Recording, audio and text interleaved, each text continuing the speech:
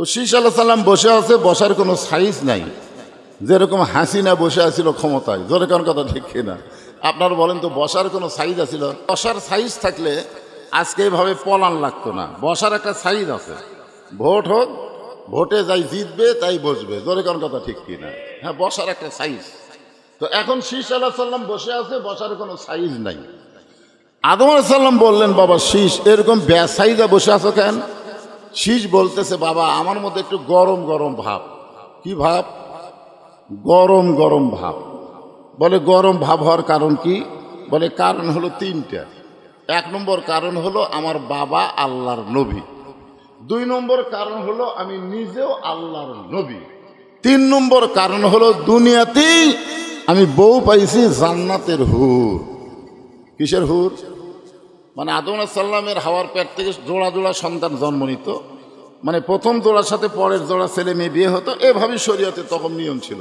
কিন্তু শীষ আলাইহিস সালাম জন্মের সময় জোড়া পায়নি, যার কারণে শীষ আলাইহিস সালাম যখন যুবক হলো তখন আদম নবী চিন্তায় পড়ে গেল যে আমার শীষ তো যুবক হয়ে গেল, এখন তো কোনো মেয়ে নাই। তখন আল্লাহ বললেন, চিন্তা করা লাগবে না, আমি একটা বেহেশতের হুরকে শীষ আলাইহিস সালামের বউ করে পাঠিয়ে দিলাম, আপনি তার সঙ্গে বিয়ে দিয়ে দেন। তাহলে দুনিয়াতেই জান্নাতের হুরকে যে বউ পাইছে তার ভিতরে একটা ভাব থাকার কথা না? কথা বলেন। আবার বাপও কি নবী, নিজেও নবী। আদম আলাইহিস সালাম চোখের পানি বের করে বললেন, বাবা শীষ, নবীর বেটা নবী না হয়ে, বেহেশতের হুরের স্বামী না হয়ে, আখিরি জাহানের পয়গাম্বর নবী মুহাম্মদ রাসূলুল্লাহর উম্মত যদি হতে পারতে তোমার জীবন ধন্য হয়ে যেত। আদম নবীর কথা শুনে তো শীত চমকে গেছে, যে নবীর বেটা নবী না হইয়া, বেহেশতের হুরের স্বামী না হইয়া, ওই শেষ নবীর উম্মত হয়ে গেলে আমার জীবন ধন্য হতো কেমনে?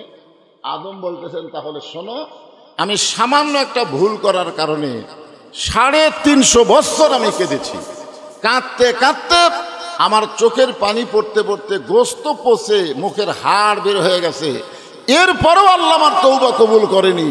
ওই নবীর ওসিলা যখন ধরেছি তখন আল্লাহ আমার তওবা কবুল করেছে। শোনো শীষ, ওই নবীর উম্মতেরা যদি সারা জীবন পাপ করে, মৃত্যুর আগে ওই নবীর ওসিলায় যদি একবার তওবা করে, সঙ্গে সঙ্গে আল্লাহ তার জীবনের সব গুনাহ মাফ করে দিবে। শীষ আলাইহিস সালাম বলতেছেন, বাবা তাহলে নবীর বেটা নবী না হয়ে, বেহেশতের হুরের স্বামী না হয়ে, ওই নবীর উম্মত যদি হতে পারতাম তাহলে আমার জীবন বড় ধন্য হয়ে যেত। আদম বললেন, বাবা শীষ, ওই নবীর উম্মত সবাই হতে চাইলেও হতে পারবে না, ওই নবীর উম্মত হবার গেলে ভাগ্য লাগে। জোরে কোন কি লাগে? এখন আপনারা বলেন তো, আমাদের ভাগ্য ভালো না খারাপ? আরো জোরে বলেন। সেই নবীর সুন্নাতকে বাদ দিয়ে ইংরেজ খ্রিস্টানদের চাল চরিত্র আমরা গ্রহণ করেছি। যেই নবী আমাদেরকে বাদ দিয়ে নিজে জান্নাতে প্রবেশ করবে না, রাসূল বলেছেন আমার একটা উম্মত বাহিরে থাকা অবস্থায় আমি নবী নিজে জান্নাতে প্রবেশ করব না, সমস্ত উম্মতেরা জান্নাতে ঢুকলে এরপরে আমি নবী জান্নাতে যাব। এমন একটা নবী পাওয়ার পরে খুশি হয়ে আমরা সবাই আল্লাহর দরবারে শুকরগুজার করছি, আলহামদুলিল্লাহ। আমরা আল্লাহর প্রশংসা করার 3 নম্বর কারণ হলো যে কোরআন থেকে আপনারা আলোচনা শুনবেন, এই কোরআনের মধ্যে কোনো সন্দেহ যারা কইলেন না, এই নাই শব্দটা যারা কইলেন না, মুখ বন্ধ করে থাকলেন, আচ্ছা আপনাদের কান্দের ফেরেশতা কি লিখবে কোন তো? না, আপনাদের কান্দর 2টা ফেরেশতা আছে না? নাই? বিশ্বাস করেন আছে? কিরামান কাতিবিনা ইয়ালামুনা মা তাফআলুন। একটা গানও আছে, তোমার 2 কান্দে 2 মোহরি, লেখিতেছেন ডায়েরি, দলিল দেখে রায় দিবে, টাকা পয়সার নাই কারবার। যখন আমি বললাম জালিকাল কিতাবুল লা রাইবা ফি, এই কোরআনে কোনো সন্দেহ যারা নাই বলেছেন, ডান কান্দের ফেরেশতা লেখা মাত্র আল্লাহ বলেছেন তোমরা সাক্ষী থাকো, আমার কোরআনকে যারা সন্দেহ নাই বলল, আমি আল্লাহ তাদের জীবন থেকে জাহান্নামকেও দূর করে দিলাম। আপনারা কি ভাবতেছেন, নামাজ দিয়া, রোজা দিয়া, হজ দিয়া, যাকাত দিয়া জান্নাতে যাবেন? জান্নাতে যাইতে গেলে আল্লাহর দয়া লাগবে, যে কোনো ওসিলাই আল্লাহ আমাদেরকে জান্নাত দিবার পারে। জোরে কোন কথা ঠিক কিনা? সবচাইতে হক কথা হলো, সত্য কথা হলো, এই কোরআনের মধ্যে কোনো সন্দেহ, এই কোরআনে কোনো ধোঁকা, এই কোরআনে কোনো গোজামিল। মাশাআল্লাহ, 3 বারে আপনারা নাই নাই করলেন।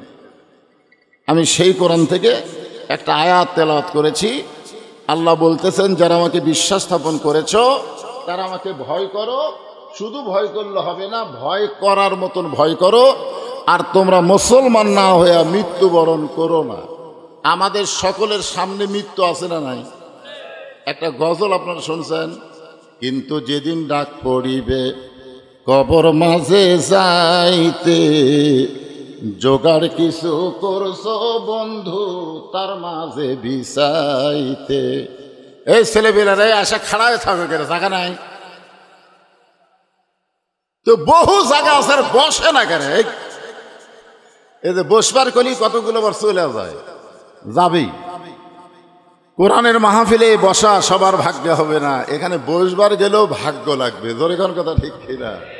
আল্লাহ কোরআনে বলেছেন, হুদাল্লিল মুত্তাকিন, মুত্তাকি যারা হবে তাদেরকেই কেবলমাত্র এই কোরআন হেদায়েত দিবে। জোরে কোন কথা ঠিক কিনা? মুত্তাকি ছাড়া এখানে কেউ বসে পারবে? যারা আপনারা বসছেন সবাই আপনারা মুত্তাকি বলেন সুবহানাল্লাহ। মুত্তাকির 1 নম্বর বৈশিষ্ট্য হলো আল্লাযীনা ইউমিনুনা বিল গায়ব, অদৃশ্যের প্রতি তাদের বিশ্বাস স্থাপন আছে। আমরা আল্লাহকে বিশ্বাস করি না, দেখছি কোনোদিন? জাহান্নামের কথা শুনলে মনে কষ্ট হয়, জান্নাতের কথা শুনলে মন আনন্দ পায়, তার মানে তো আমরা বিশ্বাসী। জোরে কোন সুবহানাল্লাহ। যত বড়ই পাপী হন, জাহান্নামের কথা শুনলে মনে যদি কষ্ট হয়, জান্নাতের কথা শুনলে মনে যদি আনন্দ পায়, বিশ্বাস করেন আপনার ঈমান আছে। আপনি পাপী হতে পারেন কিন্তু আপনার ঈমান আছে। আপনি যদি পরকালকে বিশ্বাস করেন আপনার ঈমান আছে। আল্লাহকে দেখেন নাই, বিশ্বাস করেন, ঈমান আছে। আর ঈমান এটা হলো মুত্তাকির 1 নম্বর বৈশিষ্ট্য, আল্লাযীনা ইউমিনুনা বিল গায়ব, অদৃশ্যের প্রতি বিশ্বাস স্থাপন করা। এই বসতে বললাম, কতগুলো ছেলে ঘাড় তেড়ে করে চলে গেল। অসুবিধা আছে? যে কয়েকজন আপনারা বসেছেন একটু মনোযোগ দিয়ে শুনবেন। আল্লাহ বললেন, ইয়া আইয়ুহাল্লাযীনা আমানু, যারা আমাকে বিশ্বাস স্থাপন করেছো, এই বিশ্বাস স্থাপনকারীর জন্যে আল্লাহর 1 নম্বর ওয়াজ হচ্ছে আত্তাকুল্লাহ, ভয় করতে হবে। কাকে? এখন আসরের নামাজ পড়ছে, আসর নামাজ পড়ে জমির ধান দেখবার গেছে, বুঝছেন? ধান দেখবার যায়, দেখে ওপর জমির পানি চলমল করতেছে, নিচে ওর জমির পানি নাই। নিচে ওর জমির কি নাই? পানি নাই। ওই এখন চারিদিকে তাকায় দেখতেছে কেউ আছে কিনা। চারিদিকে তাকায় দেখে কেউ নেই। আস্তে করে বসে ওই বিসমিল্লাহ করে জমির আল কাটছে।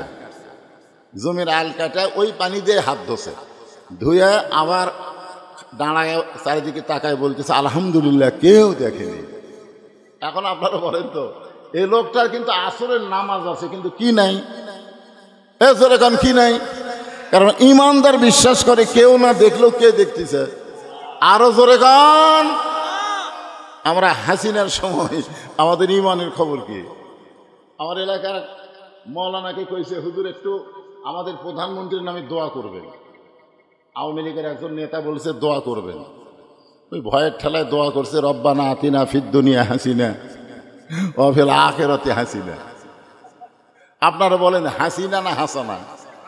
কিন্তু ভয় যে এই জন্য হাসিনা মেরে দিচ্ছে। এখন এখানে আল্লাহ বলতেছেন, যারা আমাকে বিশ্বাস স্থাপন করেছ তাদের 1 নম্বর শর্ত হলো আত্তাকুল্লাহ, ভয় করতে হবে। কাকে? আরো জোরে। আল্লাহর ভয় কেমনে কেমনে আল্লাহর ভয় করা যায় এইটা বোঝানোর জন্য বলতেছি। অর্ধ পৃথিবীর খলিফা হযরত ওমর একসময় আল্লাহর নবীকে হত্যা করার জন্য রাঙ্গা তরবারি হাতে নিয়েছিলেন। যখন রাস্তার মধ্যে জানতে পারলেন যে তোমার বোন আর ভগ্নিপতি ঈমান গ্রহণ করছে, তুমি যাকে হত্যা করবা তার দলে ভর্তি হয়ে গেছে, সঙ্গে সঙ্গে হযরত ওমর নবীর দরবারে না গিয়ে ওই বোন ভগ্নিপতির বাড়ির দরজায় গেলেন। যেই মাত্র বাড়ির দরজায়, সঙ্গে সঙ্গে ঘরের ভিতর থেকে আল্লাহর কোরআনের তেলাওয়াত আসতেছে।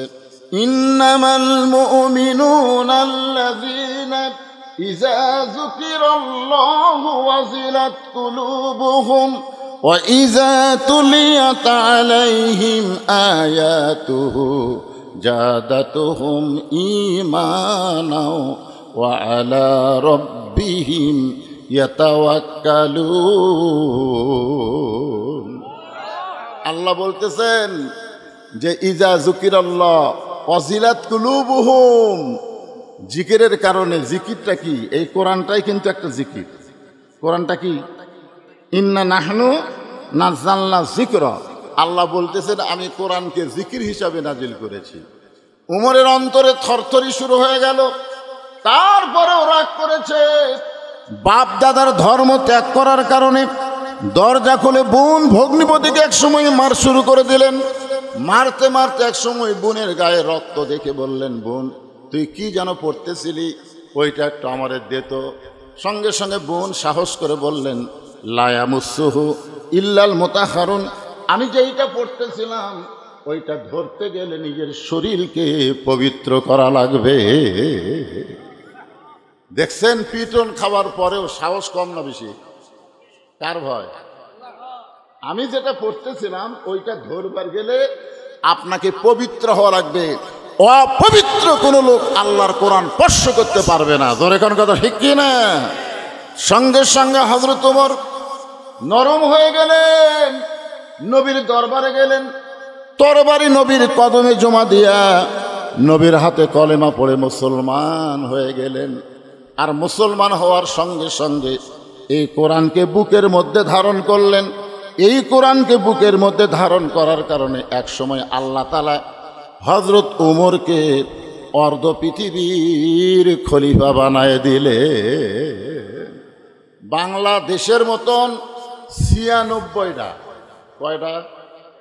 বাংলাদেশের মতন ৯৬টা দেশের খলিফা হচ্ছেন হযরত ওমর, যাকে ইসলামের ইতিহাস বলে অর্ধ জাহানের খলিফা।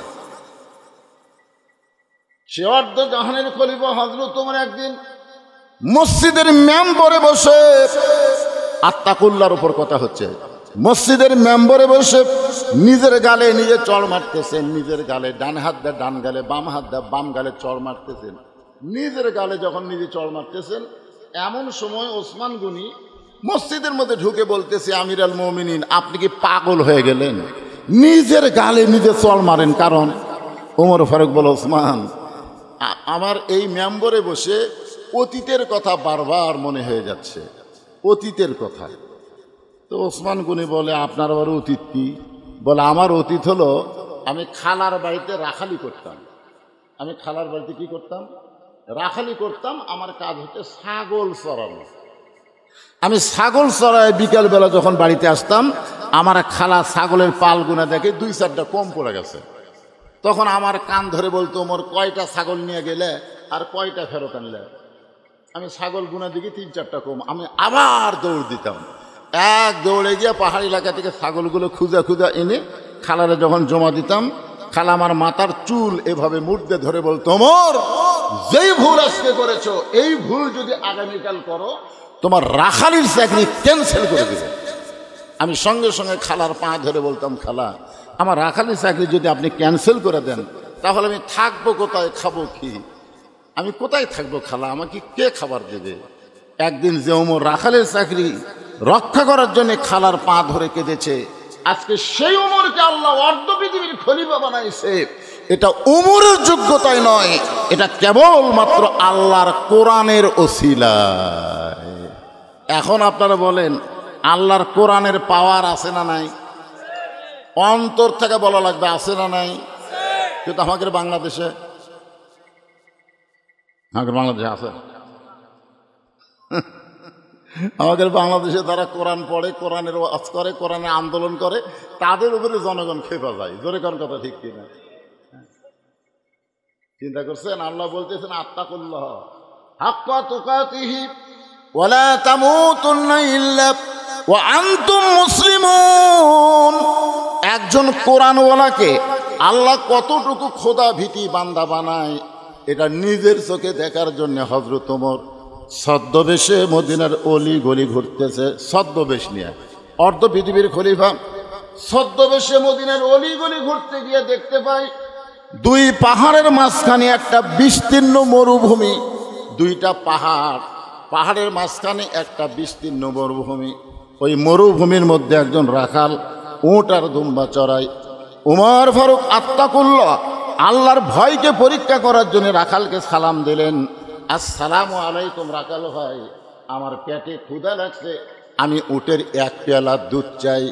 রাখাল মুচকি মুচকি হাসে।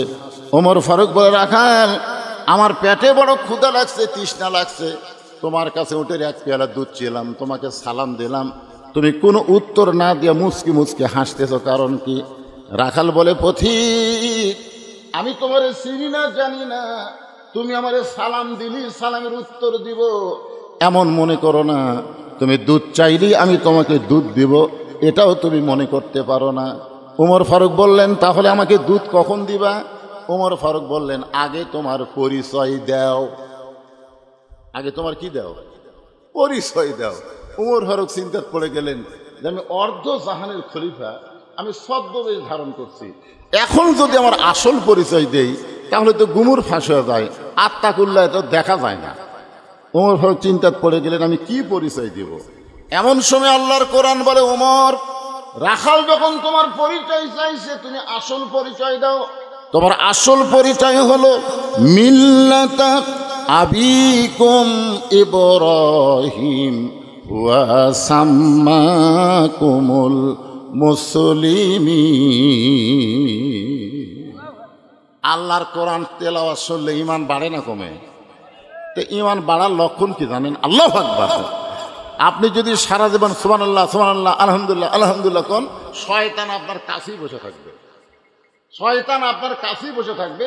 কিন্তু আল্লাহু আকবার যদি কোন, যত জোরে কবেন তত দূরে শয়তান পালায় যাবে। রাসূল বলতে যে শয়তান পলানোর সময় আর পিছন দিক দিয়ে বাতাস বার হবে, বাতাস। শয়তানের পিছন দিক দিয়ে বাতাস বার করা তাকবীরের নাম কি?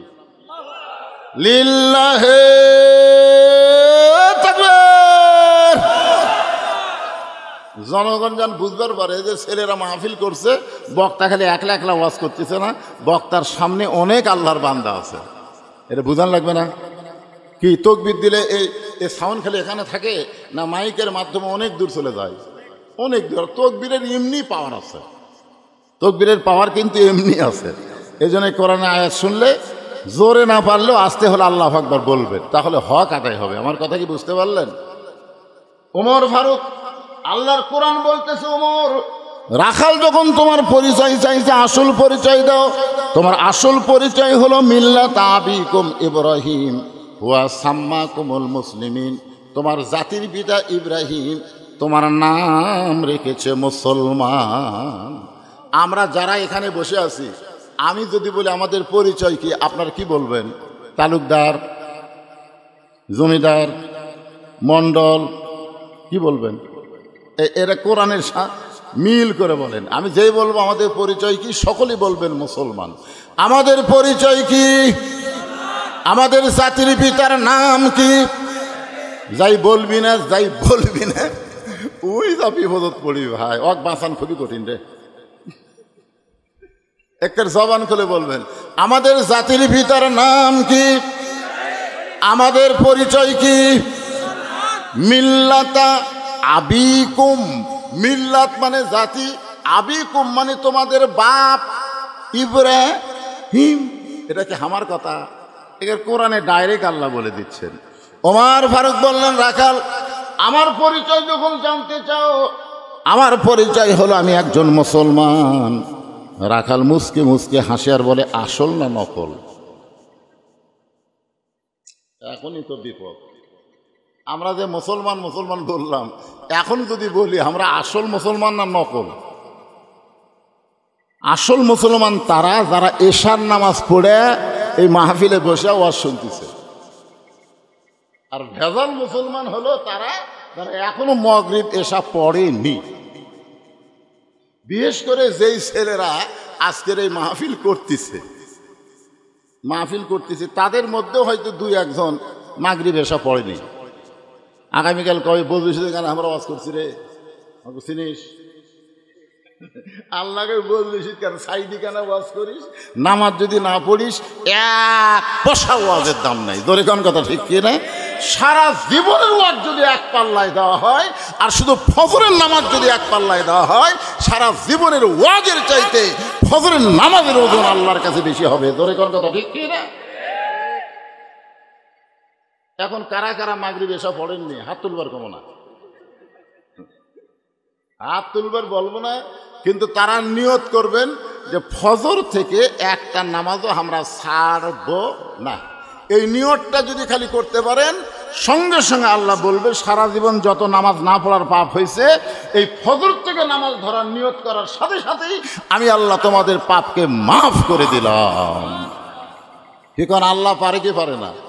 আল্লাহ বলেছেন লা তাকনাতু মির রাহমাতিল্লাহ ইন্নাল্লাহা ইয়াগফিরুয যুনুবা জামিয়া ইন্নাহু হুয়াল গাফুরুর রহিম।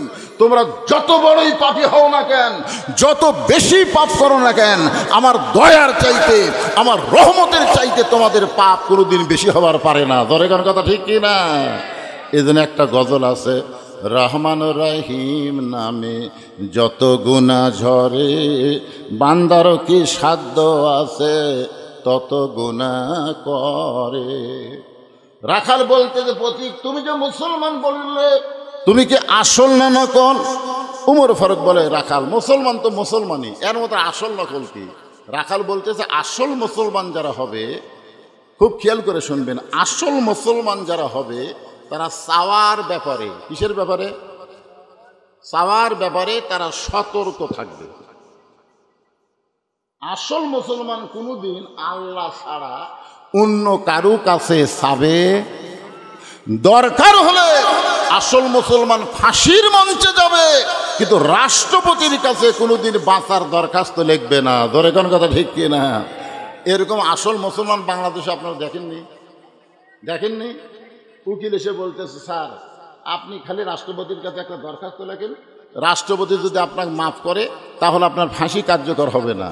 আসল মুসলমান মুচকি মুচকি হাসতেছে। উকিল বলে হাসেন কেন? বলে হাসার কারণ হলো তোমার কথা শুনে, তুমি যে আমাকে বলতেছো রাষ্ট্রপতির কাছে দরখাস্ত লিখলে রাষ্ট্রপতি আমাকে মাফ করবে। আরে আমি আমার জীবনে বাংলাদেশে 3টা রাষ্ট্রপতি ক্ষমতার থাকা অবস্থায় মরা দেখছি।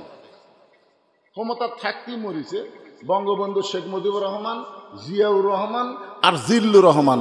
যারা ক্ষমতার থাকতে নিজেই মরে যায়, তাদের কাছে কোনো ইমানদার প্রাণ ভিক্ষা চায় না। জোরে কোন কথা ঠিক কি না? প্রাণ ভিক্ষা চাবে কার কাছে? আরো জোরে বলেন কার কাছে? আল্লাহ ছাড়া অন্য কারো কাছে চাওয়া যাবে না। প্রতি রাকাতে সূরা ফাতিহার মধ্যে আমরা স্বীকার করতেছি ইয়া কানা আবুদু ও ইয়া কানাস্তাইন, আমরা ইবাদত করি কার? তাহলে সাহায্য চাবো কার কাছে? রাখাল বলে পথিক তুমি যদি আসল মুসলমান হও তাহলে তুমি দুধ চাইছো কার কাছে?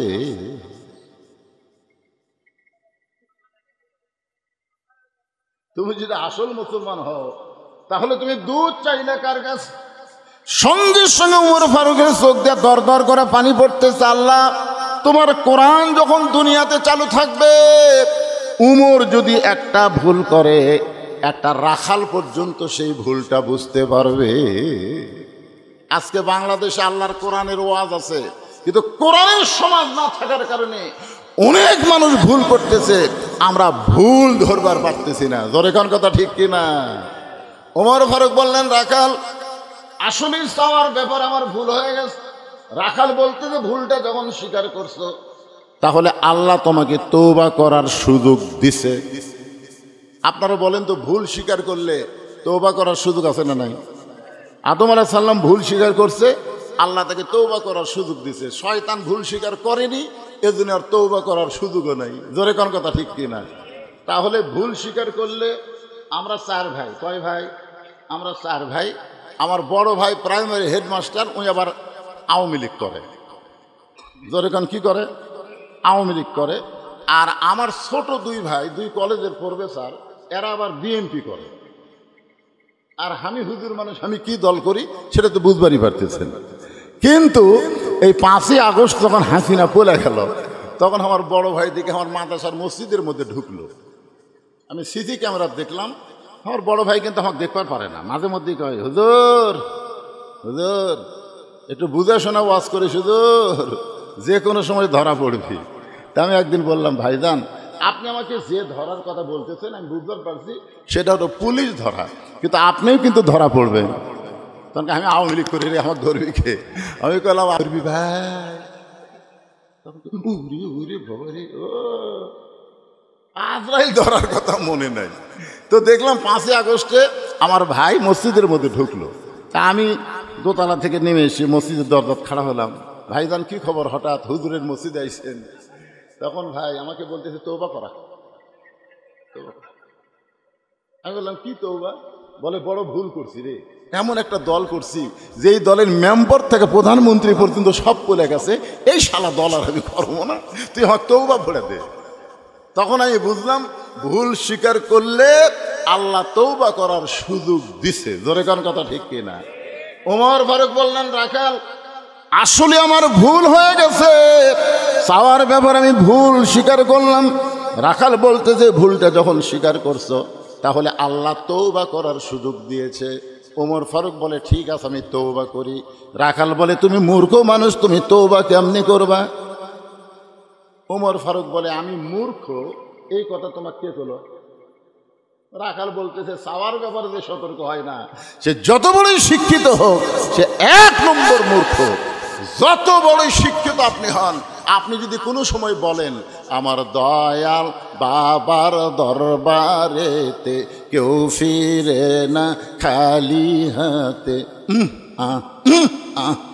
আপনারা বলেন তো শিক্ষিত না মূর্খ? ওই যদি বলতো আমার দয়ার আল্লাহর দরবারেতে কেউ ফিরে না খালি হাতে, আল্লাহ আল্লাহ আল্লাহ, তাহলে বুঝবেন ওই শিক্ষিত। শিক্ষিত লোক কোনোদিন বাবার দরবারে হাত পাতাবে না, আল্লাহর দরবারে হাত পাতাবে। জোরে কোন কথা ঠিক? কথা কন না কেন ভাইরে, কথা কন না কেন? ওমর ফারুক চোখের পানি নিয়ে বললেন, রাখাল ভাই তাহলে আমাকে তওবা পড়াও।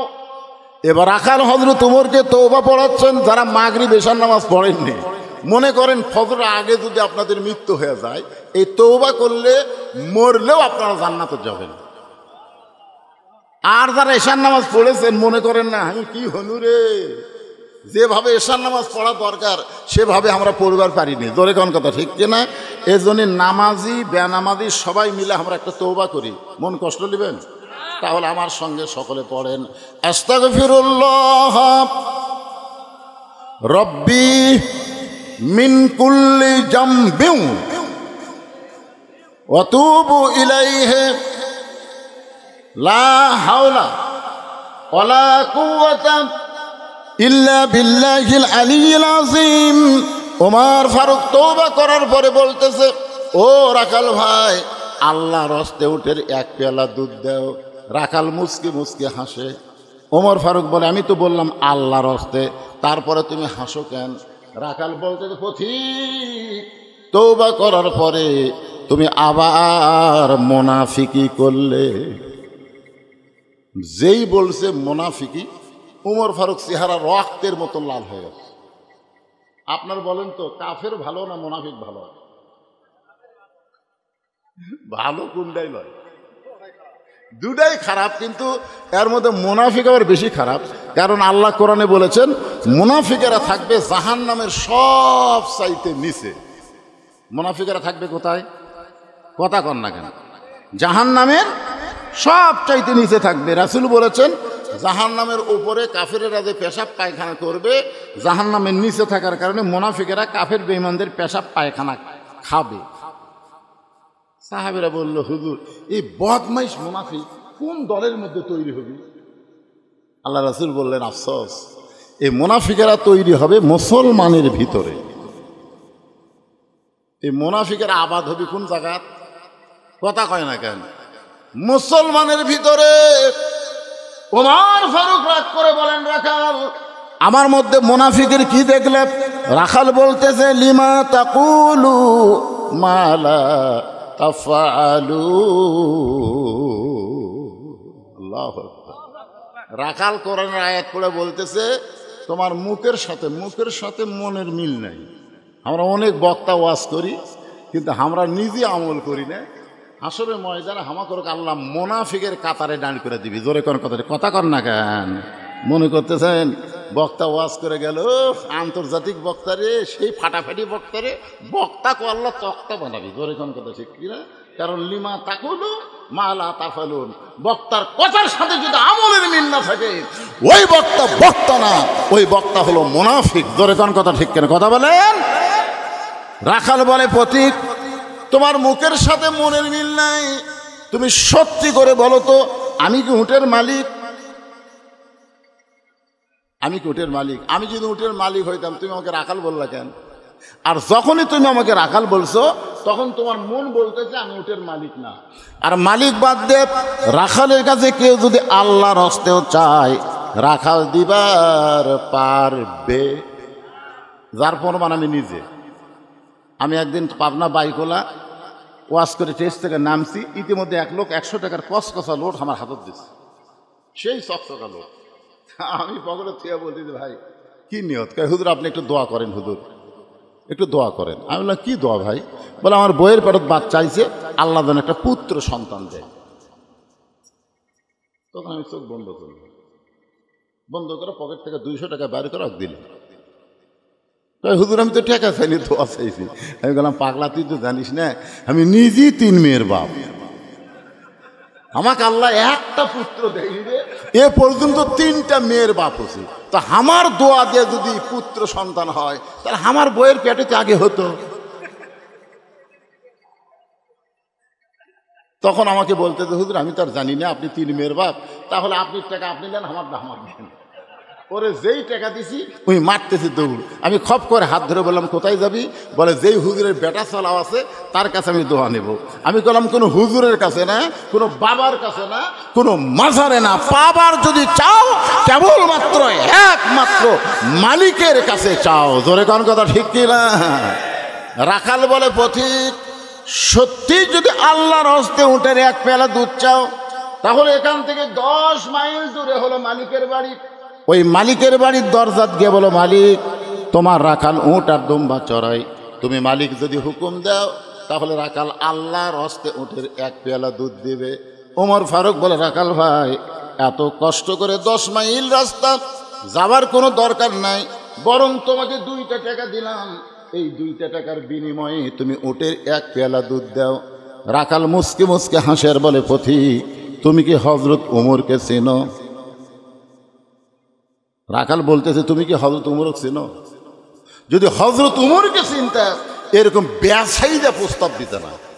তুমি জানো ওমরের গুপ্ত বাহিনী যদি দূর থেকে দেখ পারবাই তুমি আমাকে 2 টাকা ঘুষ দিছে, আর আমি মালিক ছাড়া তোমাকে উটের 1 পেয়ালা দুধ দিলাম, তাহলে তোমাকেও ধরবে আমাকেও ধরবে। এই বুড়া বয়সে কি তুমি ধরা খাবার চাও? ওমর ফারুক বলে রাখাল ভাই তাহলে চলো পাহাড়ের গুহার মধ্যে যাই, ওই পাহাড়ের গুহার মধ্যে গিয়া তোমাকে গোপনে 2 টাকা দিব, আর তুমি গোপনে উটের 1 পেয়ালা দুধ দিবা। ওমরের গুপ্ত বাহিনীও ধরতে পারবে না, তোমার মালিকও জানতে পারবে না। রাখাল চিল্লায় বলে তুমি ভণ্ড, তুমি ভণ্ড, তুমি ভণ্ড। ওমর ফারুক বলে রাখাল আমার মধ্যে ভণ্ডামির কি দেখলা? রাখাল বলে পথিক যেখানে ওমরের গুপ্ত বাহিনী দেখতে পায় না, যেখানে রাখালের মালিক দেখতে পায় না, সেখানে রাখালের আল্লাহ দেখতে পায়। আত্তাকুল্লাহ হাক্কা তুকাতিহি, কেউ যখন দেখে না দেখে কে? এই একটা বিশ্বাস যদি মুমিনের কলিজায় থাকে সে মুত্তাকি বান্দা হবার পারবে। যেই বলতেছে কেউ যখন না দেখে তখন রাখালের আল্লাহ দেখতে পায়। ওমর ফারুক মারছে দৌড়, এক দৌড়ে পাহাড়ের পাদদেশে গিয়া 2 রাকাত নামাজ পড়ে আল্লাহর কাছে বলতেছে আল্লাহ তোমার কোরআন এত সুন্দর, তোমার কোরআন এত সুন্দর, তোমার কোরআন যখন দুনিয়াতে চালু থাকবে তখন প্রত্যেকটা মুসলমান বিশ্বাস করবে কেউ না দেখলেও আল্লাহ দেখতেছে। জোরে কোন কথা ঠিক কিনা? কেউ না দেখলেও কে দেখতেছে? ওমর ফারুক আল্লাহর কাছে আনন্দ নিয়ে কাঁদতেছে, আল্লাহ আমি রাখালের মধ্যে এতক্ষণ যা দেখলাম, এতক্ষণ রাখালের সঙ্গে যা আমার হলো, রাখাল আসলেই আত্তাকুল্লাহ হাক্কা তুকাতিহি, প্রকৃত কোরআনওয়ালা একজন মানুষ। আল্লাহ, আমি রাখালকে দেখিনি আল্লাহ, এতক্ষণ রাখালের মধ্যে তোমার কোরআন শরীফ দেখতে পাইছি। এই কথা বলে কে কাঁদতেছে? উমর। পিছনে রাখাল এসে বলতেছে, যতই কান্দো তুমি, যতই কান্দো, উটের দুধ দেওয়া যাবে না। উমর ফারুক বলে, রাখাল ভাই, উটের দুধের কোনো দরকার আমার নাই, আমি শুধু তোমাকে জানতে চাই, তুমি না দেখা আল্লাহকে কলিজার মধ্যে জায়গা দিয়ে আত্তাকুল্লাহ ডিগ্রি অর্জন করে আল্লাহর কোরআন অনুযায়ী চলতেছ, এর বিনিময়ে তোমার চাহিদা কি? আপনারা বলেন, আল্লামা সাইদি হুজুর 50 বছর কোরআনের তাফসির করছে, কথা কন না করেনি? 13 বছর অপরাধে জেলখানাত না বিনা অপরাধে? যারা বলবেন না তাদের মনে হয় সন্দেহ আছে। কেরে সাইদি হুজুর যত কথা কইছে প্রত্যেকটা কথা 100 হয়নি, হ্যাঁ? তারপরে আপনাদের সন্দেহ হচ্ছে? বিনা দোষে তাকে 13 বছর জেলখানায় বন্দি করে রাখছে। জেলখানার ভিতরে তার চেহারা যখন টসটসে হয়ে গেল, তখন তাকে আবার হাসপাতালের চিকিৎসার নাম করে হাসপাতালে গিয়ে তাকে হত্যা করা হলো। জোরে কোন কথা, ঠিক কথা বলেন? আপনারা বলেন তো, সাইদি হুজুরের চাহিদা কি? ওমর ফারুক বললেন, রাখাল, এই না দেখে আল্লাহকে কলিজার মধ্যে জায়গা দিয়ে আল্লাহর কোরআন অনুযায়ী চলতেছো, এর বিনিময়ে তোমার চাহিদা কি?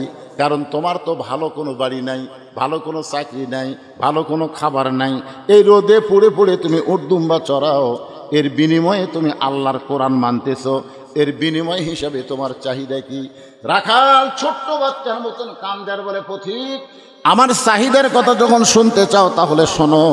আমার চাহিদা হলো, আমার সঙ্গে সকলে পড়েন, রব্বানা, পড়েন, রব্বানা আতিনা ফিদ দুনিয়া হাসানাতাও ওয়া ফিল আখিরাতি হাসানা ওয়া কিনা আযাবান্নার। ওমর ফারুক বলে, পাগলা, আমি তোমার কাছে তোমার চাহিদার কথা শুনতে চাইলাম, আর তুমি আল্লাহর কোরআনের আয়াত শোনায় দিলে। রাখাল বলে, তুমি আসলেই মূর্খ। আরে পাগল, এই আয়াত দিয়ে আমি কি বুঝালাম তুমি জানো? ওমর ফারুক চমকে উঠছে, শব্দ বেশ বুঝতে পারছে এটা উমর সাহেব। তুমি জানো এই আয়াত দিয়ে আমি দুটা চাহিদা, আতিনা ফিদ দুনিয়া হাসানা, দুনিয়ার সৌন্দর্য হলো মহামানব হযরত উমরকে আমি এক নজর দেখতে চাই, যে উমর আল্লাহর কোরআন দিয়ে রাষ্ট্র চালানোর কারণে আমার মতন রাখাল আত্তাকুল্লাহ ডিগ্রি অর্জন করতে পেরেছে। সেই উমরকে যদি খালি একটা নজর দেখতে পাইতাম, এই দুনিয়ার চাহিদা আল্লাহ আমার পূরণ করত।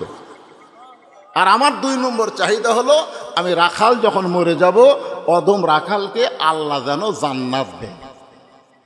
তাহলে চাহিদা কয়টা?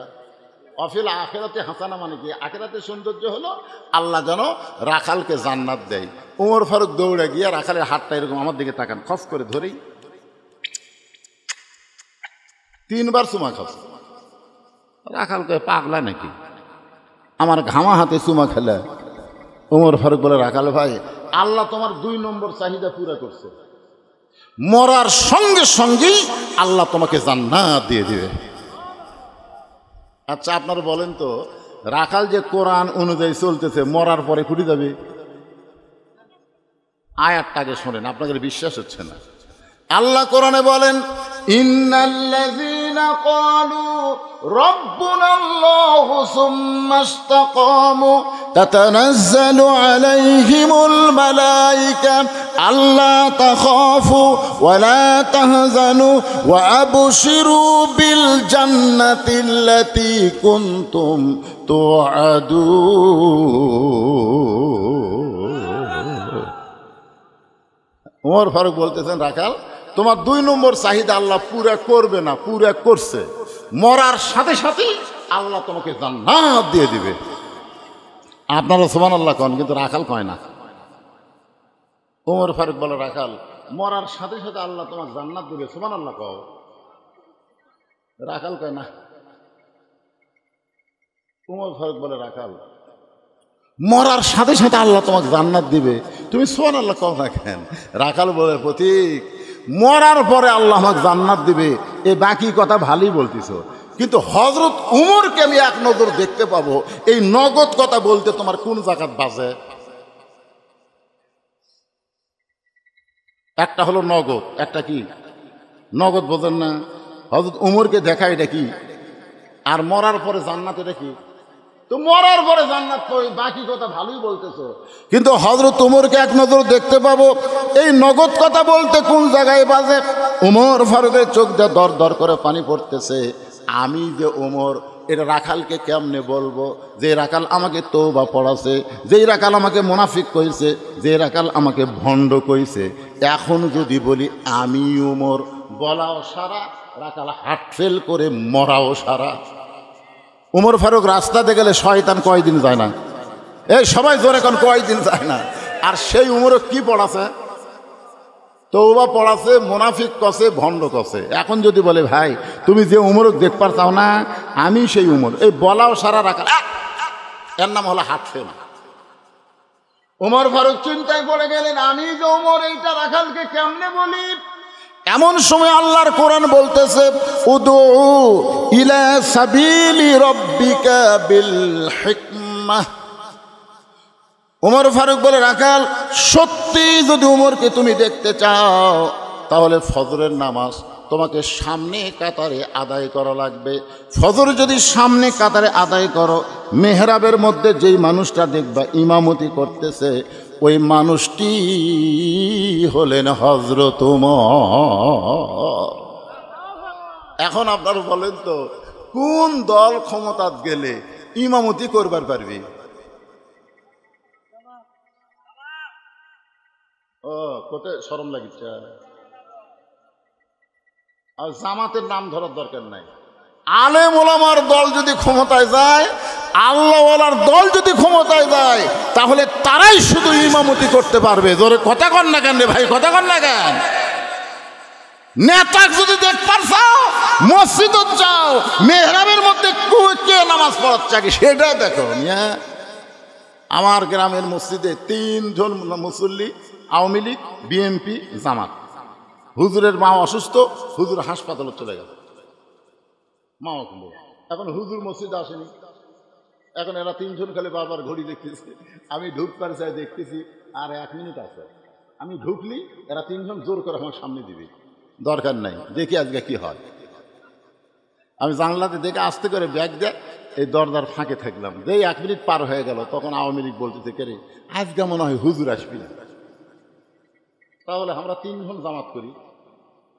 জামাত বলছে যে ভাই আপনার দল ক্ষমতা আছে, তাহলে আপনি সামনে পান।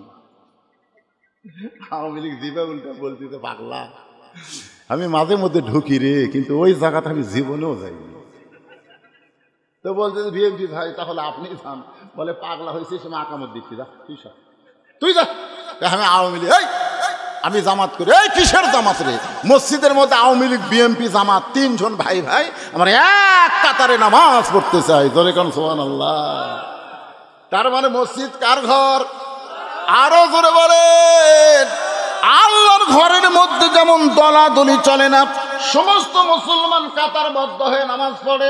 যেদিন বাংলাদেশ আল্লাহকে দিবার পারবেন, সেদিন বাংলাদেশের মধ্যেও দলাদলি থাকবে না, সব মুসলমান এক দল হয়ে যাবে। ধরে কোন ঠিক কিনা? রাখালকে উমর বলতেছে, যদি সত্যি দেখবার চাও, ফজরের নামাজ কোন জায়গা? সামনে কাতারে। সামনে কাতারে মসজিদে করলে হবে, তাই সামনে কাতারে নামাজ আদায় করব। মেহরাবের মধ্যে যেই লোকটা ইমামতি করতেছে, সেই হলো হযরত ওমর। রাখাল বলতে যে ভাইজান, আমি হলাম বারান্দায় নামাজ পড়ি, আমি মসজিদের মধ্যে ঢোকার সাহস পাই না। ওমর ফারুক বলে, তুমি বারান্দার নামাজ পড়ো, মসজিদের মধ্যে ঢোকো না কেন? বলে, মসজিদের মধ্যে নবীর দামি দামি সাহাবী, ওই দামি দামি সাহাবীর মধ্যে আমি একটা অধম রাখাল কেমনে যাই? ওমর ফারুক বললেন, মসজিদের মধ্যে দামি আর তুমি কম দামি, এই কথা তুমি কোথায় পেলে? আত্তাকুল্লাহর ডিগ্রি হলো ইন্না আকরামাকুম ইনদাল্লাহি আতকাকুম। ওই ব্যক্তি সবচাইতে দামি হয় যার কলিজার মধ্যে আল্লাহর বেশি ভয়। কোন আলেম দামি না, কোন হাজি দামি না। একটা ভ্যানলার অন্তরে যদি আল্লাহর ভয় বেশি থাকে, সে আল্লাহর কাছে সবচাইতে দামি। জোরে কোন কথা ঠিক কি না? আমি সিয়ারত বসে আছি, ওয়াজ করতেছি, আমি দামি না। চটত বসে যারা ওয়াজ শুনতেছেন তারাই দামি, যদি আমার চাইতে আপনাদের অন্তরে আল্লাহর ভয় বেশি থাকে। জোরে কোন কথা ঠিক কি না? এ কথা কার? ইন্না আকরামাকুম ইনদাল্লাহি আতকাকুম। রাখাল, তুমি বারান্দার নামাজ পড়ো, তুমি কম দামি, আর মসজিদের মধ্যে নবীর সাহাবীরা নামাজ পড়ে, তারা বেশি দামি। এই উল্টা কথা তোমাকে বুঝালো কে? উমরকে যদি দেখবার চাও, সামনে কাতারে নামাজ পড়া লাগবে। এখন কি কইব কও? রাখাল বলতেছে, তাহলে আজকে এশার নামাজ পড়ে আমি আর বাড়িতে যাচ্ছি না। উমর ফারুক বললেন, এশার নামাজ পড়ে বাড়িতে যাবা না কেন? বলে, এশার নামাজ পড়ে যদি বাড়িতে যাই আর সামনে কাতার যদি না পাই, এই জন্য এশার নামাজ থাকাই আমি সামনে কাতারে ধরার একটা চেষ্টায় থাকবো। উমর ফারুক বললেন, রাখাল, তোমার কাছে আমার একটা প্রশ্ন হলো, 5 ওয়াক্ত নামাজের 3 ওয়াক্ত তাড়াতাড়ি, আসর, মাগরিব, এশা, 1 ওয়াক্ত শেষ না হতে আর 1 ওয়াক্ত, সেই ওয়াক্ত শেষ না হতে আর 1 ওয়াক্ত, 3 ওয়াক্ত তাড়াতাড়ি না? আসর, মাগরিব, এশা তাড়াতাড়ি না, বুঝতে পারছেন না? কিন্তু 2 ওয়াক্ত লম্বা কেন? এশা থেকে ফজর আর ফজর থেকে জোহর, এই 2 ওয়াক্ত লম্বা কেন কও? রাখাল কহে, মূর্খ মানুষ করবারই। ওমর ফারুক বললেন, তাহলে শোনো, ফজর থেকে জোহর আল্লাহ লম্বা দিছে, যে এই লম্বা সময়ের মধ্যে তুমি দুনিয়ার কাজ কাম করবে, আলু টালু আবাদ করবে, ধান আবাদ করবে, ব্যবসা বাণিজ্য করবে, চাকরি বাকরি করবে। এইগুলা কাজ কাম করতে গিয়ে তোমার দেহের যে ক্ষয় হবে, দেহের একটা ক্ষয় আছে না নাই? এই দেহের যে ক্ষয় হবে, এশা থেকে ফজর আল্লাহ লম্বা সময় দিছে, ওই লম্বা সময়ের মধ্যে তুমি ঘুম পারলে ওই ক্ষয়টা আল্লাহ ঘুমের মধ্যে পুরা করে দিবে। তাহলে তুমি যদি এশার নামাজ থেকে ফজরের নামাজ ধরবার চাও, আর তোমার চোখের যদি ঘুম ধরে, তখন কি করবা? রাখাল বলতেছে, ঘুম যদি ধরি মসজিদের মধ্যে ঘুমাইয়া যাব। যেই কষে মসজিদের মধ্যে ঘুমাবো, ওমর ফারুকের চেহারা রক্তের মতো লাল হয়ে গেছে। এই রাখালেই মসজিদের মধ্যে ঘুম পাড়ার দলিল দে। তুই যে মসজিদে ঘুম পারবো, তার একটা দলিল থাকা লাগবে না? কথা কন, দলিল থাকা লাগবে না? ঘুম পাড়া তো দূরের কথা, সবাই জোহর নামাজ পড়ে বাড়িতে গেছে, এরা 3 জন 4 ফ্যান দিয়ে গল্প করতেছে। 3 জন কয় ফ্যান দিছে? 4 ফ্যান দিয়ে গল্প করতেছে। 1-1 ঘন্টা হয়, গল্প ছাড়ে না। ফেরেশতারা বলতেছে, আল্লাহ, সবাই নামাজ পড়ে বাড়িতে গেল, এরা 3 জন যে গল্প করতেছে, মাথার উপর ফ্যান ঘুরতেছে, এর কি রেজাল্ট কি? আল্লাহ বলতেছে, এরা গল্প করার সময় যতক্ষণ মাথার উপর ফ্যান ঘুরিছে, এই ফ্যানের কারেন্টের বিল এই 3 জন আলাদাভাবে না দেওয়া পর্যন্ত এরা জান্নাতে যাবার পারবে না। কারণ মসজিদ ওর বাপের ঘর না যে ইচ্ছা মতো ফ্যান ঘুরাবি। জোরে কোন কথা ঠিক কিনা? আমরা ছোটবেলায় পিএস, কাঁচা পিএস খাই মসজিদে গেছি, কুনে যে ঘুতে মেরে বের করে, তোর মুখ পিএস গন্ধাই রে। আর এখন মসজিদের মধ্যে পিএস কাটা মুড়ি মাখতেছে, মানে মসজিদ তোর বাপের রান্নাঘর। কি মসজিদ তোর বাপের রান্নাঘর? মসজিদের একটা গুরুত্ব আছে না? কথা কওয়া লাগবে, গুরুত্ব আছে না নাই? রাখাল, ফজরের আযানের গুরুত্ব দিও। 5 ওয়াক্ত নামাজের মধ্যে যে 5টা আযান দেওয়া হয়, সবচাইতে গুরুত্বপূর্ণ আযান হলো ফজরের আযান। সবচাইতে গুরুত্বপূর্ণ আযানের নাম কি? সবাই কন। এই যুবকেরা, মুরব্বীরা একজনও করবেন না। এই যুবকেরা ফজরের নামাজের আযানে একই শব্দ 2 বার বেশি কয়, সেই শব্দ কি? আপনারা করছেন কেন? এরা 3টা পর্যন্ত ঘুম পাড়ে, 3টা পর্যন্ত আর্জেন্টিনার খেলা দেখে। এই শালা যুবকেরা 3টা পর্যন্ত খেলা দেখে, আর ফজরের আগে যে আযান কেবল আল্লাহ কতি, ওরা ল্যাব দেয় মাথার উপর, ল্যাব মাথার উপর দেয়, পাও বের হয়, পাওটা না বুকের কাছে আনছে। আপনি বেড়া জানলা দিয়ে দেখবেন, মনে হয় ল্যাপের মধ্যে চাউলের বস্তা ঠেকাত হচ্ছে, মাথাও নেই পাও নেই। কেরে আপনারা কি মনে করতেছেন বুড়া হলে নামাজ ধরবেন? বুড়া হলে আল্লাহ হাসরের ময়দানে বলবে, তোর শৈশবকালের কোনো হিসাব দেওয়া লাগবে না, তোর বুড়াকালের কোনো হিসাব দেওয়া লাগবে না, খালি যৌবনকালের হিসাব দেওয়া জান্নাতে যাও। ধরে বলেন কত ঠিক কথা বলে? 7 বছর থেকে নামাজের তালিম দেওয়া লাগবে, 10 বছর থেকে পড়বার না চাইলে ঘাড় ধরে মসজিদে নিয়ে যাওয়া লাগবে। হুকুম কার? হুকুম দেন। যুবকেরা শোনো, 2 ওয়াক্ত নামাজ বাড়িতে পড়লে মুনাফিক হবা। একটা হলো এশার নামাজ, একটা হলো ফজরের নামাজ। এই 2 ওয়াক্ত নামাজ তোমাকে জামাতে আদায় করা লাগবেই। আমি যেই বললাম লাগ, আপনার পরকা শব্দ বলবেন লাগ। এর নাম হলো শূন্যস্থান পুরা করা। এইরকম করে যদি ওয়াজ শোনেন, একটা লোকের ঘুম ধরবে না। কি আপনাকে ক্লান্ত লাগতেছে? হযরত ওমর বলে, রাখাল আজানের গুরুত্ব দিও। এতদিন রাখাল নামাজ পড়ছে বারান্দায়, বারান্দায় যারা নামাজ পড়ে এরা কিন্তু আজানের গুরুত্ব দেয় না, এরা আকামতের গুরুত্ব দেয়। জোরে কোন ঠিক কিনা? আপনারা বলেন তো, বারান্দাত কারা নামাজ পড়ে? সবাই লুল্লিল মুসাল্লিল, শেষে আসে আগে যাবি, শেষে আসে আগে যাবি। এরকে ধান্দাই হলো মসজিদের মধ্যে বেশি সময় দেওয়া যাবে না।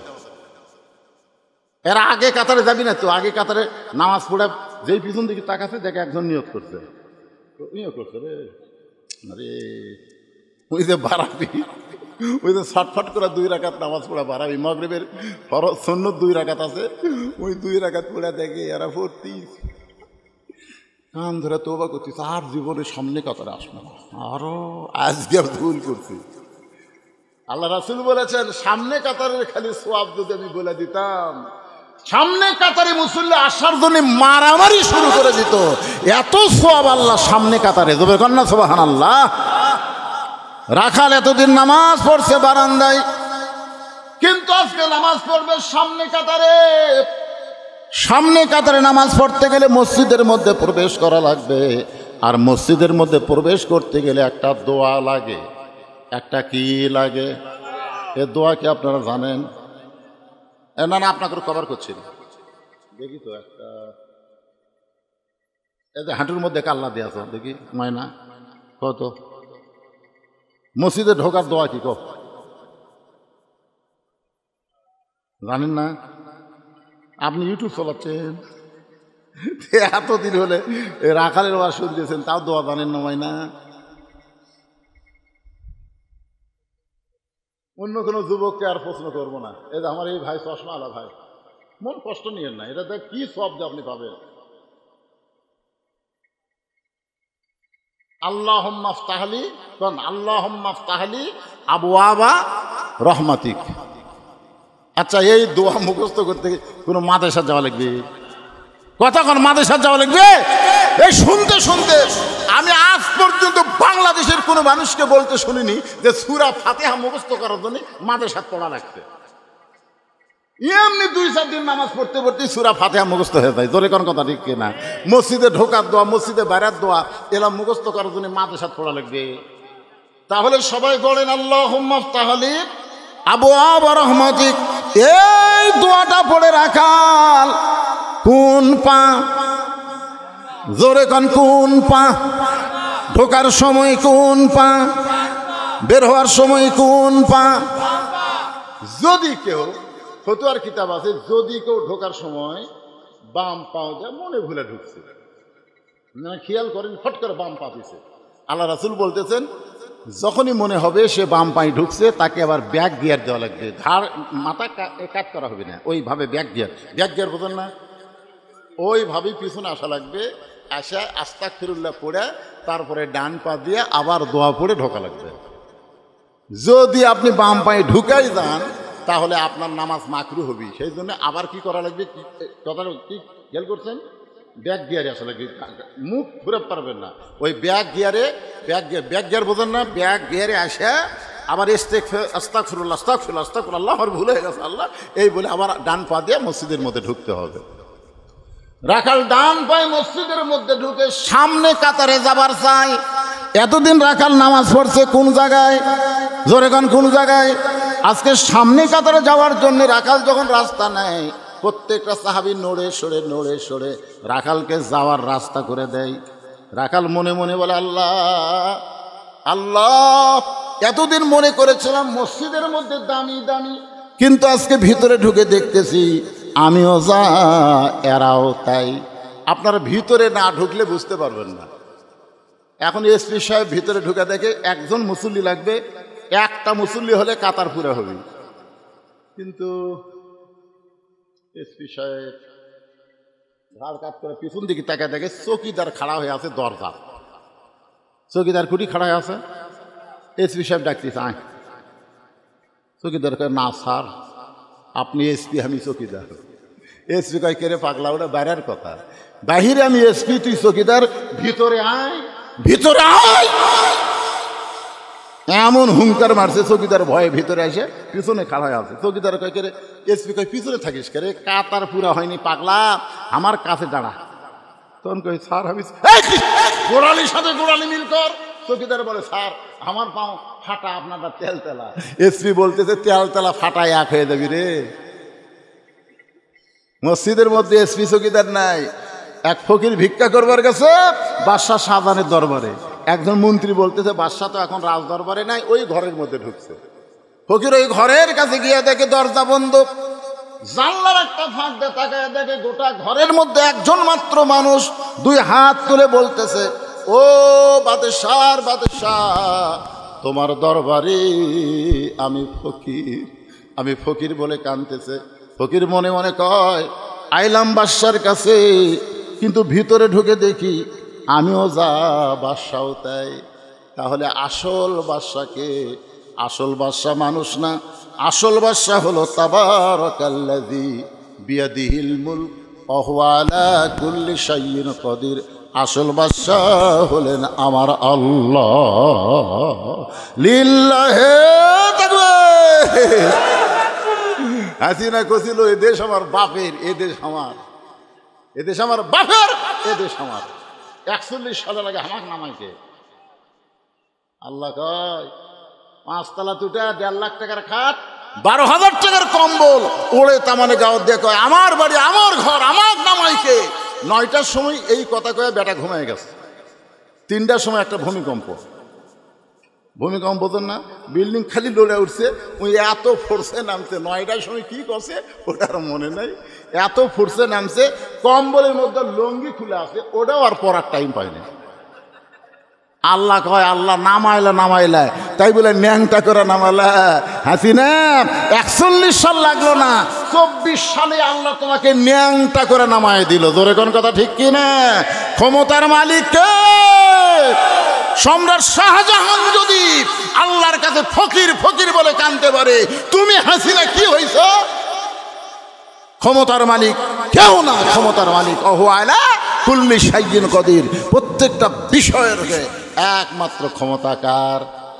আরো জোরে বলেন, ক্ষমতাকার। বিশ্বাস হচ্ছে না? আপনার যেখানে বসেছেন, আল্লাহ যদি কয় উৎপাত দেব না রে, পারবেন? আজকে আমার কি হয়েছিল জানেন? 2টার সময় ডায়াবেটিস নীল হয়ে আমি ঠাস করে পড়ে গেছি রে ভাই, 2টার সময়।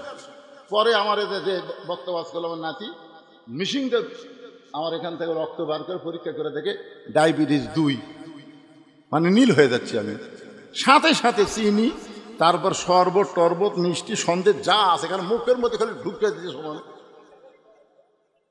আমার মতন একটা জুয়ান তাগড়া মানুষ পড়ে গেছি ভাই।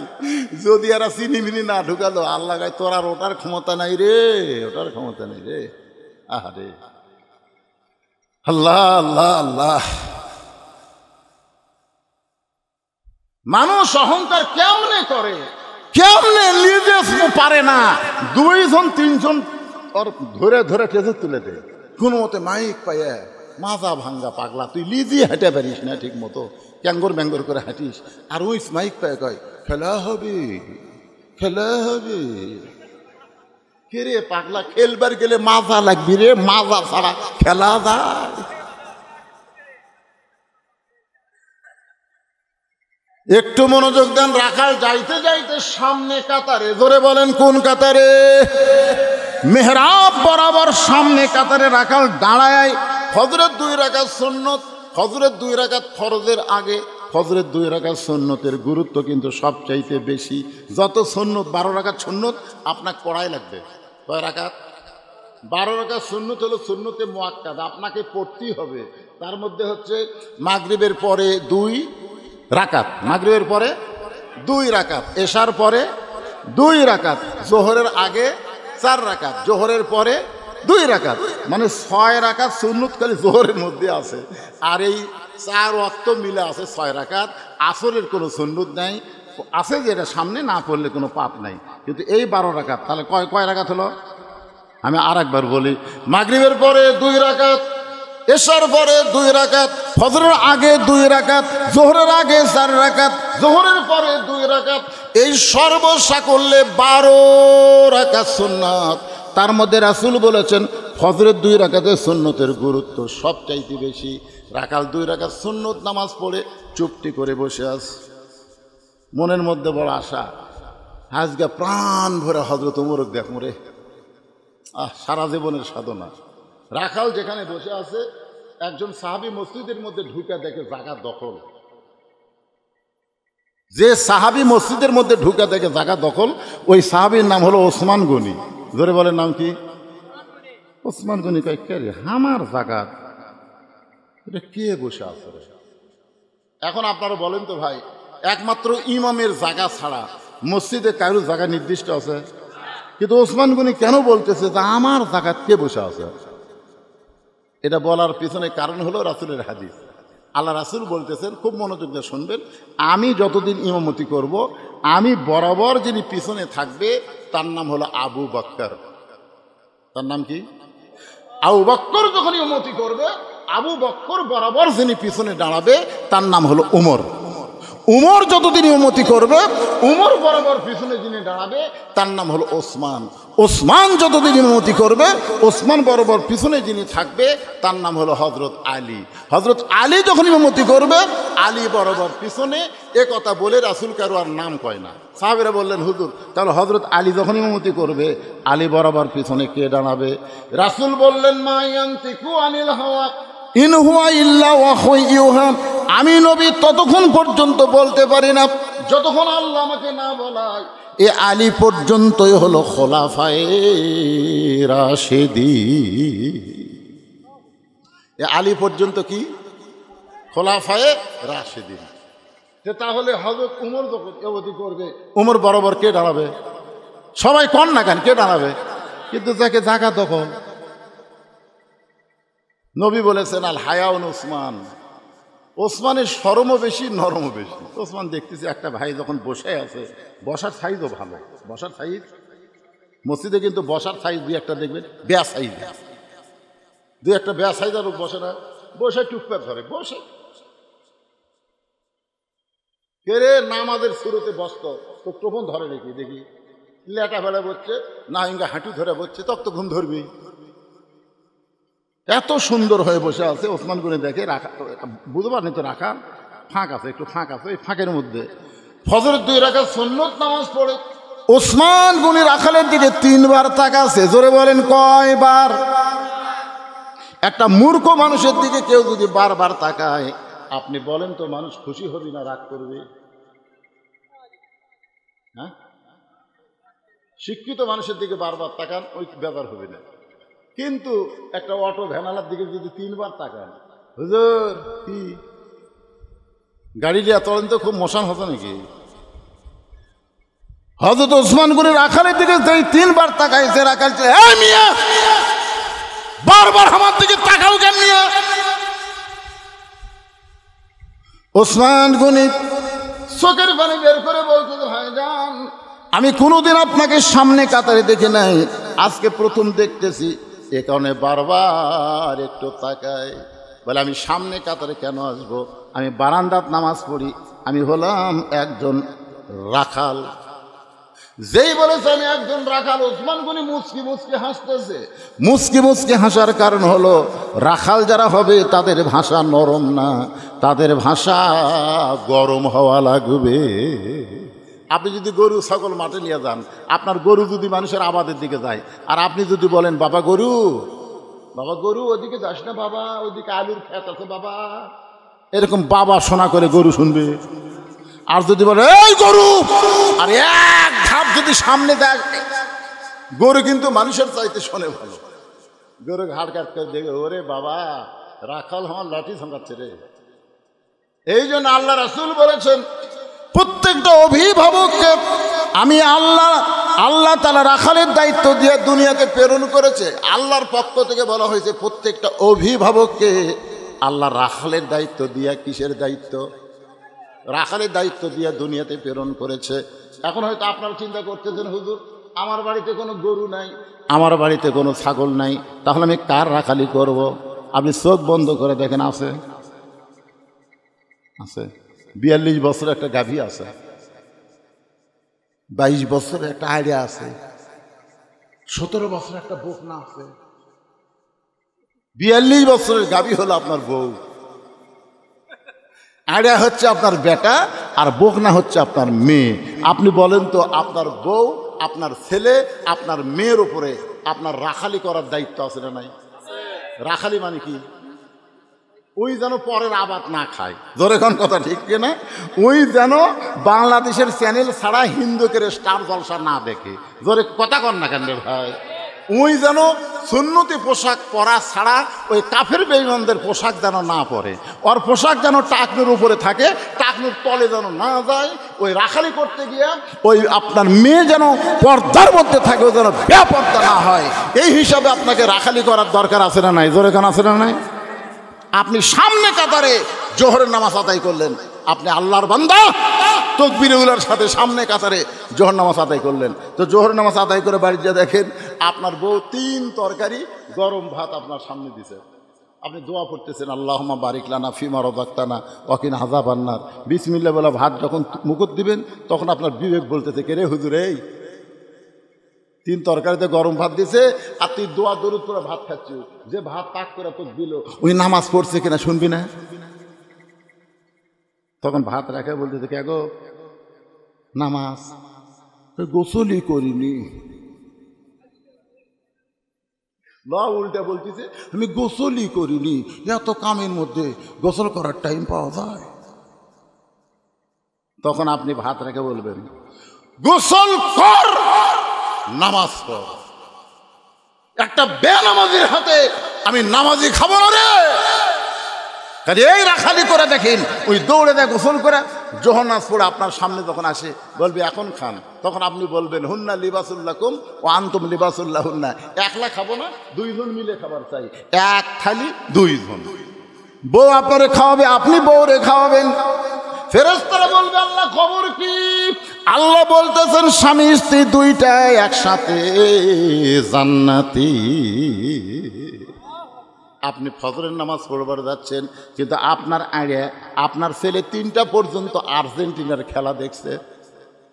আপনার ছেলে 3টা পর্যন্ত আর্জেন্টিনার খেলা দেখছে, আর ফজরে আজান শোনার পরে ওই ল্যাপের মধ্যে ঢুকে গেছে। কে? আপনি কি রাখালি করবেন না? বিড়াল যেমন ইন্দু, আমার কথা দিকে তাকান, বিড়াল যেমন ইন্দুর ধরে চুপি চুপি ঘরের মধ্যে যান, ল্যাপটা খেলি টান দেওয়ার পরে ছেলে লাভ ধরে বলবে, আব্বা আহ আহ করতেছেন কেন? বলে, ল্যাপের মধ্যে তোর সাইজ আর সকালবেলা সাইজ থেকে কুত্তার সাইজ একই সাইজ রে। তুই আমার সন্তান হয়ে ফজর আযান শুনে ল্যাপের মধ্যে থাকবি? ওঠ, ওযু কর, নামাজ পড়। জোর করে যখন আপনার ছেলেকে ওযু করে মসজিদে নিয়ে যাবেন, ফেরেশতা বলবে, আল্লাহ খবর কি? আল্লাহ বলতেছে, বাপ বেটা 2টাই জান্নাতি। জোরে কারণ সুবহানাল্লাহ। আপনার 17 বছরের মেয়ে আছে, আপনি একজন বাবা হয়ে বলেন তো, আপনার মেয়েকে আপনি পরিমণি বানাবেন না ফাতেমা বানাবেন? আপনি একজন বাবা হিসাবে চিন্তা করেন, আপনার মেয়েকে আপনি পরিমণি করবেন না ফাতেমা করবেন? এই সিদ্ধান্ত আপনাকেই নেওয়া লাগবে।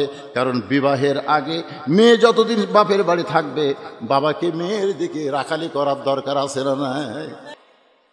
ওসমান গনি রাখালকে বললেন, ভাইজান কোনোদিন আপনাকে সামনে কাতারে দেখি নাই, আজকে প্রথম দেখতেছি ভাইজান, আপনার নিয়ত কি? রাখাল বলতেছে, আমার নিয়ত হলো দেখার জন্য আসছি।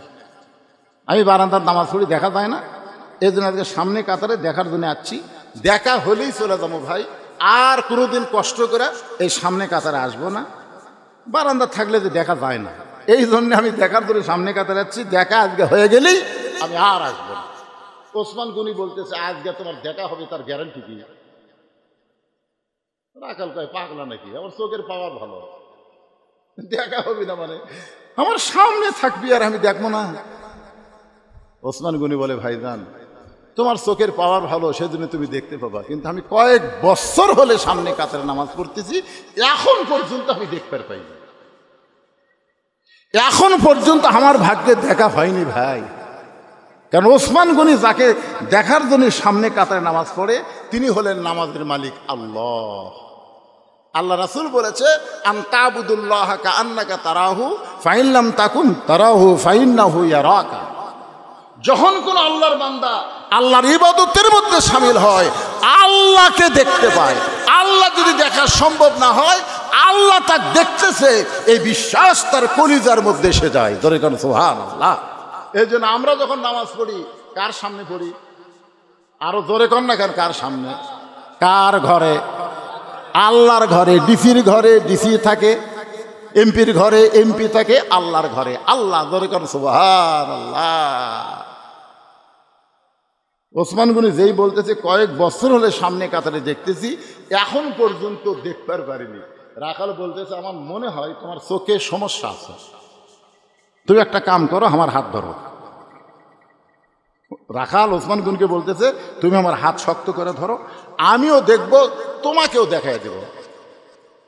যেই বলছে তুমি আমার হাত শক্ত করে ধরো, আমিও দেখব, তোমাকেও দেখাই দেব, সঙ্গে সঙ্গে আল্লাহর কোরআন ওসমান গনিকে বলতেছে, ইয়া আইয়ুহাল্লাযীনা আমানুত্তাকুল্লাহা ওয়া কুনু মা'আস সাদিকিন।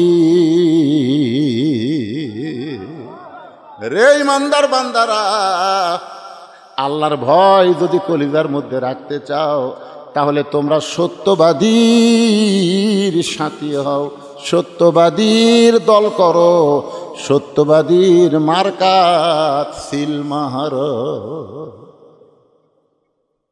এই সিল মারার কথা কলি, আর ঠিক করছেন না, আর ঠিক নাই। কথা বল না কেন? আমার এলাকায় গত ইউনিয়ন পরিষদ নির্বাচনে এক পাকা মার্কা টানাছে। ধরেন কি মার্কা? আমি একজনকে বললাম, কে রে ভাই, পাকা মার্কার খবর কি? বলে, হুজুর আমি আমার জীবনে এক ওয়াক্ত নামাজ কাজা দেখিনি। ওই কোনোদিন নামাজ কাজা করছে আমার জীবনের। বাড়ির পাশের লোক বলতেছে, হুজুর যেদিন থেকে দাড়ি উঠছে সেদিন থেকে দাড়ি থছে, ওই দাড়িতে কোনোদিন খুল লাগায়নি। হুজুর ওই কোনোদিন শার্ট পাঞ্জাবি গাওয়াত দেয়নি, সবসময় জুব্বা গাওয়াত দেওয়া থাকে। আচ্ছা, কারুর দোকানত বাকি না? কোনো দোকান কোনো বাকি থাকে না, দরকার না খায় থাকে, কিন্তু কারুর কাছে কোনো বাকি নেই, কারোর সাথে কোনো ছল চাতুরি নেই। তো মাশাআল্লাহ, খুব ভালো মানুষ। বারে ভোটের দিনে যখন ভোট গোনা হলো, গোটাল ইউনিয়ন মিলা পাশে 227টা। ভালো মানুষ ভোট পাশে কয়টা? তবে এক হুজুর কোনো কেরে হুজুর, আমরা এই গোটাল ইউনিয়ন মিলে হুজুরই আছি কমপক্ষে 1100-1200। তাহলে এই 207 ভোট পেল, তার মানে তখন বলছে যে হুজুর ভালো মানুষকে আর কেউ ভোট দেয় না। কি হাসতেছেন? কোরআনে খালি ওয়াজ শুনবেন, খালি কোরআনে ওয়াজ শুনবেন। এই বাংলাদেশে আল্লাহর কোরআনকে আমাদের জীবনে দেখার নিয়ত করা লাগবে। জোরে করেন কথা, ঠিক?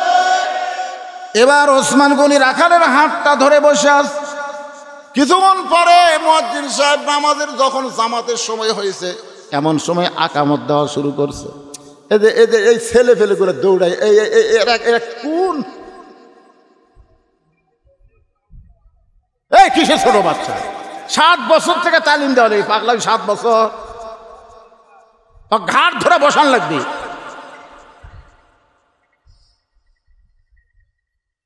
খোঁজলে দেখেন, ওই দৌড়াদৌড়ি করার কারণ হলো ওই সিজার করা। সিজার করা বাচ্চারা অস্থির হয়, কারণ জন্মের আগে ওরকে জন্ম হবে 2 দিন পর নর্মালে, কিন্তু আর মাও খারাপ। আপনারা যে কয়টা উপর দেখতেছেন, যে কয়টা আমরা উপর বসে আছি, একটাও সিজার করা নয়। কোন তো আমরা সিজার করা? তাহলে আগেকার মায়ের আমরা গল্প শুনছি, কি বলবো প্রসবের কথা, মা বিনে সেই ব্যথা কেউ তো বুঝিবে না, মাজন ঠেকিয়া সন্তানের দায় অকালে মা মোরা যায়, কেন সে মায়ের ভক্তি করবা না, এমন দরদি হবে কেউ হবে না আমার মা গো। আমার দাদি আমার কইছে, ভাই তুই তখন জন্ম নিল রে, তোর টাইমে বার করতে করতে তোর মাথা লম্বা হয়ে গেছিল, মানে আমার বার করে মাথা হতো লম্বা, পরে থাবে থাবে থাবে থাবে আমার মাথা গোল করছে, তাও আমার মা সিজার করেনি রে। আর এখন স্বামী কয় তুমি চিন্তা করো না, চলো। এখন ডাক্তার পরীক্ষা করে দেখে আরো 3 দিন পর বাচ্চা নর্মালি এমনি হইল, কিন্তু আমার কাছে জানা আছে টাকা লাগবে, হচ্ছে বাচ্চা হবি কিন্তু একটু কাট হয়ে আছে, একটু কাট না হয় বলবে পানি শুকে গেছে, পানি শুকে গেছে, সিজার করাই ভালো। এখন পেট কেটে দেখে ওর ঘুমই ভাঙ্গেনি, দেখছেন, মানে 2 দিন পর নর্মালি হবি, তার আগে যে পেট কাটছে, পেট কাটাতে ঘুমই ভাঙ্গেনি। তখন ডাক্তার কয় রে ই তো জ্যাতা আছে ধকধক করে কিন্তু তো ঘুম ভাঙ্গেনি, তখন পেটের মধ্যে বার করে পাও ধরে, দেখেন আমাদের খেয়াল করেন পাও ধরে ইনকে একটা ঘুরানি দেয়, ওই ঘুরানিতে ওই বাচ্চা ভয় এই যে ভয় খাওয়া খাসে, ওই দুনিয়াতে আসে মোবাইল ছাড়া ভাত খায় না, মোবাইল ছাড়ার কান্না থামে না, জোরে কোন কথা ঠিক না? এই মালগুলো সিজার করায় লাভদা লাভদা।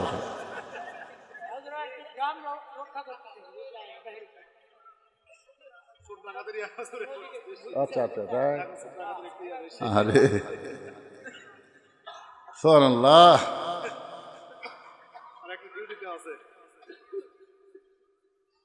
না আর বেশি সময় হবে না, বুঝছেন, আপনারা কি বিরক্ত হচ্ছেন ভাইজান? ওয়াকুনু মা'আস সাদিকিন। উসমান গনি রাখালের হাতটা ধরে বসে আছে, কিছুক্ষণ পরে মুয়াজ্জিন আকামত শুরু করেছে। জামাতের যখন সময় হয় তখন মুয়াজ্জিন যেটা দেয় তার নাম কি? আরো জোরে, আকামত মানে কি?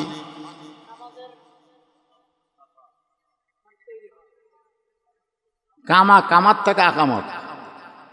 আকামত দিলে বসে থাকা না খাড়া হওয়া, এ কতক্ষণ বসে থাকা না খাড়া হওয়া। আর আমাদের কতগুলো লোক চেয়ারত বসেই থাকে, আপনাকে এলাকাত নাই, আমার এলাকার 2-1জন চেয়ারত বসে থাকে। ওই লোকটা হেঁটে হেঁটে আসতে পারে, ওই হেঁটে হেঁটে আসে। ওই কয়েকদিন আগে একটা হাট করলো, 10 শেয়ার বাজার ব্যাগ হাঁটলে হাঁটতেছে, বাজারও হাঁটে, বাড়িতে হাঁটে আসে, 10 টাকা ভেনা লাগ না দেখো, এই 1 কিলো আমি হাঁটাই পারি রে, এত হাঁটে, এত বাজার করে। মসজিদে এসে বলে শরীরে বল পাই না ভাই, শরীরে বল। আপনারা বলেন তো কাতার সোজা করা লাগবে না? কাতার সোজা করবে গেলে চেয়ার যদি থাকে কি হবে? ওই কাতার সোজা হবে?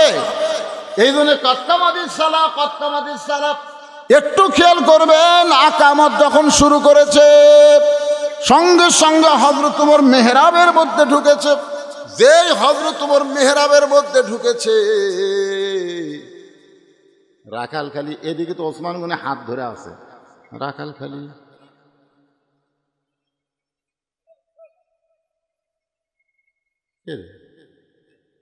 কি তো আমি তওবা পড়াছি রে, এটা কি তো মুনাফিক করছি, এটাই তো একই সাইজ বাড়ায়। যেই মুয়াজ্জিন বলছে কত্তামাদিস সালাহ, সঙ্গে সঙ্গে রাখাল আল্লাহু আকবার। ওসমান গনি রাখালের হাতটা ছাড়া দেয়, বলে রাখাল ভাই, ইমাম সাহেব যখন ভুল করে তখন মানুষ আল্লাহু আকবার লোকমা দেয়, এখন পর্যন্ত আকামতি শেষ হয় নাই আর তুমি আল্লাহু আকবার লোকমা দিলা। রাখাল বলতেছে এই জন্যই তো তুমি কানা, এই জন্যে কয়েক বছরের সামনে কাতারে নামাজ পড়ো, এখন পর্যন্ত তুমি দেখবার পাও না, এই জন্যই তো তুমি কানা। দ্বিতীয় কাতার থেকে একজন সাহাবী দৌড়ে এসে রাখালের হাতটা হ্যাঁচকা দিয়ে বলে, পাগল, তুমি তারে কানা কানা বলে তিরস্কার করতেছো, এই মহামানবকে তুমি চিনো? তুমি তারে কানা কানা বলে তিরস্কার করতেছো, এই মহামানবকে তুমি চিনো? রাখাল চিল্লায় বলে আমি বারান্দায় নামাজ পড়ি, আমি ভিতরের কাউরে চিনি না ভাই, এ বারান্দায় শুধু নামাজ পড়ি, ভিতরের কাউরে চিনি না। সাই বলে পাগল রে, যারা তুমি কানা কানা বলে তিরস্কার করতেছো, সে আল্লাহ নবীর ডবল জামাই ওসমান গনি। রাখাল বলতেছে এই জন্যই তো বারান্দায় নামাজ পড়ি, ভিতরে আমি ঢোকার সাহস পাই না, কারণ ভিতরে নবীর দামি দামি সাহাবী। আমি যার সঙ্গে বেয়াদবি করলাম সে সাহাবীর নাম কি? জোরে কন। ওসমান গনি। এই যে আপনারা বললেন ওসমান গনি, এই গনি ডিগ্রিটা এমনি এমনি না। একদিন আল্লাহ রাসূল বলে, ওসমান আল্লাহ তোমাকে কত সম্পদ দিছে ওসমান, তুমি কি তার হিসাব দিবার পারবা? ওসমান বলতেছি ইয়া রাসূলুল্লাহ, একটা হিসাব আমার কাছে আছে। বলে কি হিসাব?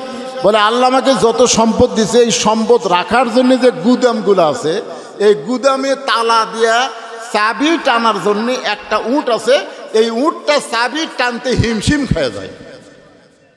আপনার বুঝতে পারলেন না? মানে আল্লাহ আমাকে এত সম্পদ দিছে, সেই সম্পদ যে গুদামে আমি রাখি, এই গুদামে যে তালা দেই, এই তালা দেওয়ার পরে ছোড়ানি চাবি টানতে একটা উট হিমশিম খায়। এখন চিন্তা করেন কত সম্পদ।